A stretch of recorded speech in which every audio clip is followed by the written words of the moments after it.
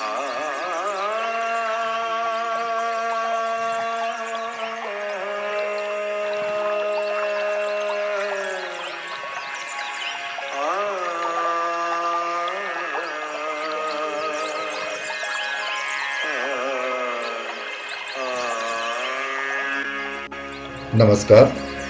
सर्वांचं स्वागत.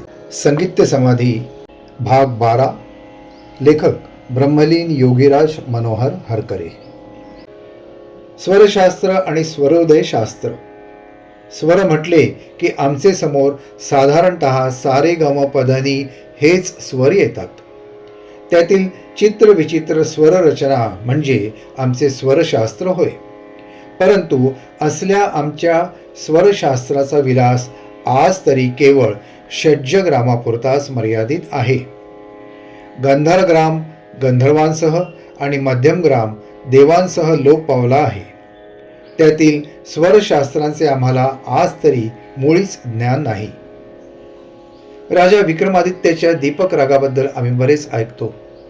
लाडक्या अकबर बादशहाच्या दरबारात स्वतःला सेवा रुजू केलेला गायक मिया तानसेन आमचा गायनादर्श होय. त्यांच्याही दीपक रागाबद्दल आम्ही ऐकतो व ते सर्व खरे मानून त्यावर ग्रंथ रचतो व चित्रपटही तयार करतो. परंतु या दीपक रागाचे स्वरूप काय, तो कसा गावा, गाण्यापूर्वी तो कसा सिद्ध करावा, त्याकरिता गायकाच्या जड सूक्ष्म शरीराची अवस्था काय असावी लागते याबद्दल आम्हाला अणुस्फोटा इतकेच ज्ञान आहे. तरी पण आम्ही मिया तानसेनाची तोंडभर स्तुती करतो व त्याने दीपक राग म्हणून दिवे लावलेत असे मनोमय मानतो व धन्य होतो. राजा विक्रमादित्याबद्दल असे वर्णन आहे की त्याला हातापायाने थोटा केल्यावर एका तेल्याला त्याची दया येऊन त्याने त्याला आपल्या तेलघाणीवर धोंड्याऐवजी वजन म्हणून बसविण्याकरता पोचले. तेलघाणी चालू झाली. रात्र झाली. तेलघाणीचा कर्र कर्र आवाज चालूच होता. राजा विक्रमादित्य आपले पूर्व जीवनाचा चित्रपट पाहत होता. आता तर तो हातपाय तोडलेला एक अपंग मांस गोळा बनला होता. तेलघाणीवर बसून बसून तो थकला. रात्र झाली. त्याचे मुखातून संगीताचे स्वर बाहेर पडू लागले. जीवन अतिशय दुःखमय व अवहेलनेने परिपूर्ण असताना राजा विक्रमादित्याच्या गळ्यातून श्री किंवा मारुह सारखे रागाचे स्वर निघायला पाहिजे होते. परंतु विधियोग निराळाच होता. राजा विक्रमादित्याच्या गळ्यातून सूर निघू लागले. सर्व शहरात जागोजागी अवकाशात ज्योती पाजळू लागल्या. काय चमत्कार हा! कोणाच्या तपोबलाने या ज्योती चमकत आहेत? राजा विक्रमादित्याच्या गळ्यातून स्वर निघत होते दीपक रागाचे. नागरिक शोध घेऊ लागले. पण बरेच गायक ठाई ठाई गायन करीत होते. कित्येकांना वाटले की आपल्याच गायनाने हे दिवे लागलेत. मग त्यांच्या गायनाचा राग कोणताही असो. गायकांचे गायन बंद पडले पण ज्योती प्रखरच होत होत्या.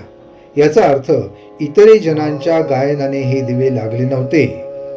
कोण हा महात्मा असावा की ज्याचे तपोबलाने या शतज्योती पाजळल्या? उत्सुक जन गावात फिरायला लागले. तेल्याच्या घाणीवर एक हातपाय तोडलेला जिवंत गोळा गाणे म्हणत होता. इतरांना विचित्र व बेसूर वाटणारे ते गाणे. त्यात रस नाही की स्वर नाहीत. रसहीन व बेसूर गाणे. आणि गाणारा कोण तर इतरांना वाटणारा एक अट्टल बदमाश की ज्याने राजकुमारीचा कंठा चोरला म्हणून राजाने त्याचे हातपाय तोडले होते. दीपराग व दाह. लोक त्याला विडावू लागले. ए थोट्या, शहरात चमत्कार होत आहेत. दिवे लागत आहेत.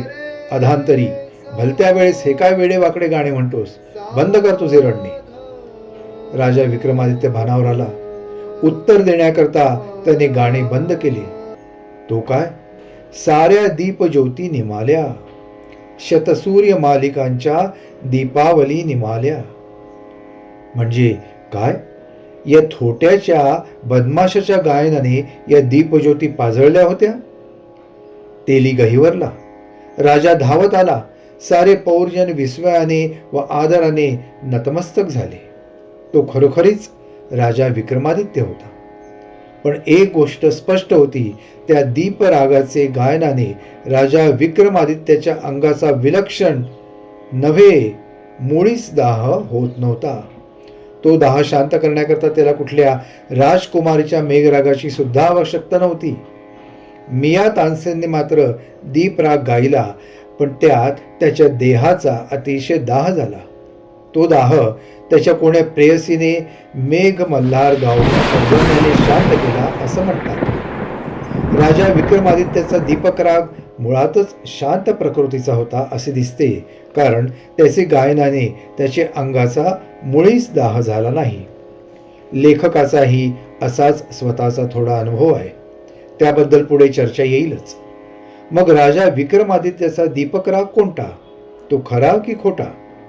मिया तानसेनाचा दीपक राग तर आम्ही खोटा मानायला तयार नाही, कारण तो शहेनशाह अकबर बादशहाच्या दरबारातील नवरत्नांपैकी एक होता आणि हिंदू असल्यामुळे शास्त्रीय गायनाकरता ते हिंदू शरीर अशुद्ध वाटल्याने त्या कम अस्सल हिंदू शरीराला अधिक कार्यक्षम करण्याकरता त्याने दुसऱ्या धर्माचा स्वीकार केला होता. राग खोटा म्हणावा तर दोघांनीही दिवे लावून दाखविले होते. मग राग स्वर किंवा साधन प्रक्रिया किंवा शरीर शुद्धतेत काही फरक होता काय? साध्या तांब्याच्या तारेतून वीज चटकन निघून जाते, पण तीच वीज टंगस्टन धातूच्या तारेतून धाडली असल्यास विजेच्या प्रवाहाला गतिरोध होऊन त्यातून प्रखर उष्णता उत्पन्न होते आणि त्या प्रखर उष्णता निरोधातून प्रकाश प्रकाशू लागतो. विजेचे बल्ब ही त्याच विद्युत प्रवाहाला विरोध झाल्याची फलनिष्पत्ती होय.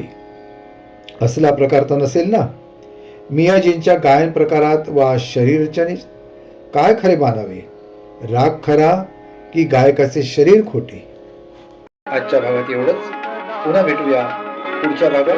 नमस्कार. हरि को सदा, जो भजे हरि को सदा.